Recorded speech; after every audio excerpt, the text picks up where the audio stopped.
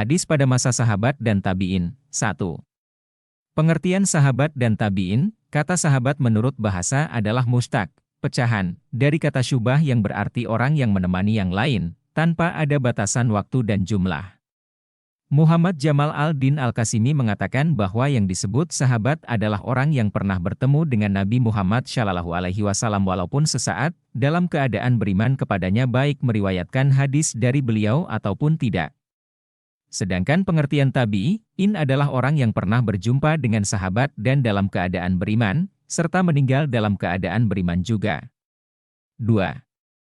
Periwayatan hadis pada masa sahabat, setelah Nabi wafat, 11H632 M, sahabat tidak dapat lagi mendengar sabda-sabda, menyaksikan perbuatan-perbuatan dan hal ihwal Nabi secara langsung. Kepada umatnya beliau juga meninggalkan dua pegangan sebagai dasar bagi pedoman hidup, yaitu Al-Qur'an dan hadis, as-sunnah, yang harus dipegangi dalam seluruh aspek kehidupan umat. Kendali kepemimpinan umat Islam berada di tangan sahabat Nabi. Sahabat Nabi yang pertama menerima kepemimpinan itu adalah Abu Bakar Al-Shiddiq, wafat 13H634 M, kemudian disusul oleh Umar bin Al-Khattab, wafat 23H644 M, Utsman bin Affan, wafat 35H656 M, dan Ali bin Abi Thalib, wafat 40H661 M. Keempat khalifah ini dalam sejarah dikenal dengan sebutan Al-Khulafa Al-Rasyidin dan periodenya biasa disebut dengan zaman sahabat besar. Menurut Muhammad bin Ahmad Al-Zahabi, wafat 748H1347 M, Abu Bakar merupakan sahabat Nabi yang pertama-tama menunjukkan kehati-hatiannya dalam periwayatan hadis. Karena Abu Bakar sangat berhati-hati dalam periwayatan hadis, maka dapat dimaklumi bila jumlah hadis yang diriwayatkan relatif tidak banyak, padahal dia seorang sahabat yang telah bergaul lama dengan dan sangat akrab dengan Nabi, mulai dari zaman sebelum Nabi hijrah ke Madinah sampai Nabi wafat. Umar bin Khattab dikenal sangat hati-hati dalam periwayatan hadis. Umar melarang para sahabat Nabi memperbanyak periwayatan hadis, sesungguhnya tidaklah berarti bahwa Umar sama sekali melarang para sahabat meriwayatkan hadis. Larangan, Umar tampaknya tidak tertuju kepada periwayatan itu sendiri, tetapi dimaksudkan 1. Agar masyarakat lebih berhati-hati dalam periwayatan hadis, dan 2. Agar perhatian masyarakat terhadap Al-Quran tidak terganggu. Secara umum, kebijakan Utsman tentang periwayatan hadis tidak jauh berbeda dengan apa yang telah ditempuh oleh kedua khalifah pendahulunya. Hanya saja, langkah Utsman tidaklah setegas langkah Umar bin Al-Khattab. Dalam suatu kesempatan khutbah, Utsman meminta kepada para sahabat agar tidak banyak meriwayatkan hadis yang mereka tidak pernah mendengar hadis itu pada zaman Abu Bakar dan Umar.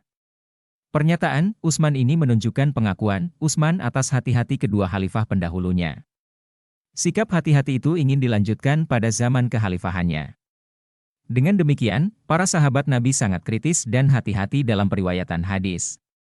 Tradisi kritis di kalangan sahabat menunjukkan bahwa mereka sangat peduli tentang kebenaran dalam periwayatan hadis. Pada masa Ali bin Abi Thalib, timbul perpecahan di kalangan umat Islam akibat konflik politik antara pendukung Ali dengan Muawiyah bin Abi Sofyan. Umat Islam terpecah menjadi 3 golongan. Asyiah, pendukung setia terhadap Ali, di antara mereka fanatik dan terjadi pengkultusan terhadap Ali bin Abi Thalib. B. Khawarij, golongan pemberontak yang tidak setuju dengan perdamaian. Tahkim, 2 kelompok yang bertikai. Kelompok ini semula menjadi pendukung Ali tetapi kemudian mereka keluar karena tidak menyetujui perdamaian. C. Jumhur Muslimin, di antara mereka ada yang mendukung pemerintahan Ali, ada yang mendukung pemerintahan Muawiyah dan ada pula yang netral tidak mau melibatkan diri dalam kancah konflik. 3. Periwayatan hadis pada masa tabi'in. Sebagaimana para sahabat, para tabi'in juga cukup berhati-hati dalam periwayatan hadis. Hanya saja, beban mereka tidak terlalu berat jika dibandingkan dengan yang dihadapi para sahabat. Pada masa ini, Al-Qur'an sudah dikumpulkan dalam satu mushaf, sehingga tidak lagi mengkhawatirkan mereka. Pada masa ini daerah kekuasaan Islam semakin luas. Banyak sahabat ataupun tabi'in yang pindah dari Madinah ke daerah-daerah yang baru dikuasai, di samping banyak pula yang masih tinggal di Madinah dan Mekah. Para sahabat pindah ke daerah baru disertai dengan membawa perbendaharaan hadis yang ada pada mereka, sehingga hadis-hadis tersebar di berbagai daerah. Kemudian bermunculan sentral-sentral hadis sebagaimana dikemukakan Muhammad Abu Zah, yaitu A. Madinah, dengan tokoh dari kalangan sahabat, Aisyah, Abu Hurairah, Ibn Umar, Abu Said Al-Hudri. Tokoh dari kalangan tabi'in, Said ibnu Musayyib, Umar ibn Zubair, Nafi, Maula ibnu Umar, B. Mekah, dengan tokoh hadis dari kalangan sahabat, Ibn Abbas, Abdullah ibn Said.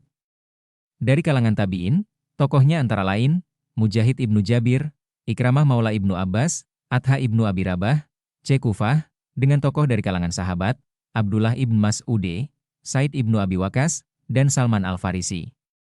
Tokoh dari kalangan tabi'in, Masruq ibnu Al-Ajda, Syuraih ibnu Al-Haris, D. Syam, dengan tokoh dari kalangan sahabat, Muadz ibnu Jabal, Abu Al-Darda, Ubadah ibnu Syamit. Tokoh dari kalangan tabi'in, Abu Idris, Kabisyah ibnu Zuaib, dan Mahul ibnu Abi Muslim, Mesir, dengan tokoh dari kalangan sahabat, Abdullah ibnu Amru al-As, Uqbah ibn Amir. Tokoh dari kalangan tabi'in, Yazid ibn Abi Hubaib, Abu Bashrah al-Ghifari. Hadis-hadis yang diterima oleh para tabi'in ini ada yang dalam bentuk catatan-catatan atau tulisan-tulisan dan ada pula yang harus dihafal, di samping dalam bentuk-bentuk yang sudah terpolakan dalam ibadah dan amaliyah para sahabat yang mereka saksikan dan mereka ikuti. Kedua bentuk ini saling melengkapi, sehingga tidak ada satu hadis pun yang tercecer atau terlupakan. Sungguh pun demikian, pada masa pasca sahabat ini muncul kekeliruan periwayatan hadis ketika kecermatan dan sikap hati-hati melemah.